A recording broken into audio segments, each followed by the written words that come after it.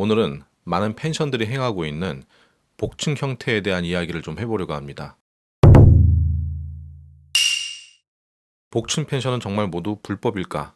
침실을 따로 만들 수 없는 작은 객실의 경우 천정을 높여서 복층을 만들고 그 위에 침실을 꾸미는 형태의 복층 펜션이 인기가 있습니다. 이런 형태는 건축주의 입장에서 보면 공간을 넓혀서 숙박료를 더 높게 받을 수 있기 때문에 펜션 운영에 매우 효율적인 객실 형태라고 볼 수가 있습니다. 하지만 지금까지 제가 컨설팅을 하면서 확인한 펜션들의 건축물을 보면 불법 복층 펜션의 수가 상당히 많았습니다. 건축에 대해서 정보가 없는 사람들은 객실을 복층으로 만드는 것에 허가가 필요한지도 모르는 경우가 매우 많았습니다. 그래서인지 인수한 펜션이 불법 건축물인지 아닌지도 모르고 운영하다가 시정명령을 받고 곤혹스러워하는 사업주들도 꽤 많은데, 한 층 한 개의 객실을 복층으로 꾸미는데도 허가와 기준이 분명히 필요합니다. 보통 복층 객실을 보면 객실의 바닥 기준축만 등기가 되어 있고 다락 부분을 보일러 시설, 화장실 등을 만들어 놓습니다. 하지만 제대로 허가를 받기 위해서는 기준층 외에 복층으로 올라간 곳도 함께 등기가 되어 있어야 합니다. 그렇다면 왜 합법적인 테두리 안에서 건물을 짓지 않고 이런 편법을 사용해서 건축을 할까요? 보통 건축을 할 수 있는 땅에는 건폐율과 용적률이 적용됩니다. 건폐율은 전체 땅 면적에서 건물을 지을 수 있는 바닥 면적의 비율입니다. 그리고 용적률은 건축 바닥 면적을 한 층 한 층 올라갔을 때의 전체 바닥층 면적의 비율이라고 볼 수가 있습니다. 이 모든 것들은 지역과 땅의 구분에 따라서 비율이 결정되는데, 그렇기 때문에 건축주가 건물을 더 높게 올리고 싶어도 마음대로 높게 올리지 못합니다.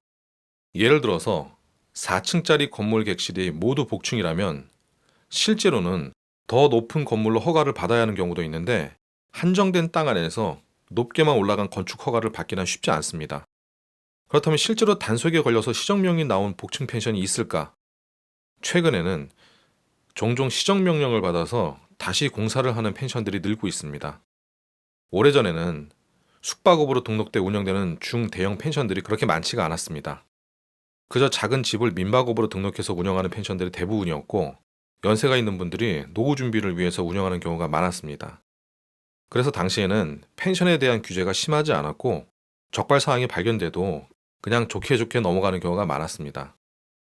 하지만 최근에는 시, 군, 구청에서 신축 공사를 하는 펜션들뿐만이 아니라 기존 펜션들도 꼼꼼하게 기준을 따지고 있습니다. 물론 복층 객실은 항공사진에서 적발될 소지가 없기 때문에 아직도 불법으로 건축하는 경우가 많이 있습니다.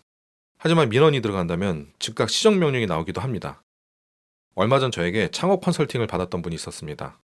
빈 땅을 사서 신축도 생각했던 그는 공사기관과 허가 부분, 복잡한 절차 등에서 부담을 좀 느끼고 신축을 포기를 했습니다. 그래서 적당한 가격에 기존에 운영되던 펜션을 매입해서 운영하기로 마음먹고 3개월 전에 꽤 규모가 있는 펜션을 매수했습니다. 하지만 3달이 지난 지금까지도 민원으로 걸리게 된 몇 가지 불법 건축물 때문에 시정명령을 받았고 정상 영업은 아직도 못하고 있습니다. 결국 불법 건축물에 해당하는 부분을 다시 공사를 하고 정상 영업을 하기 위한 허가를 기다리고 있습니다.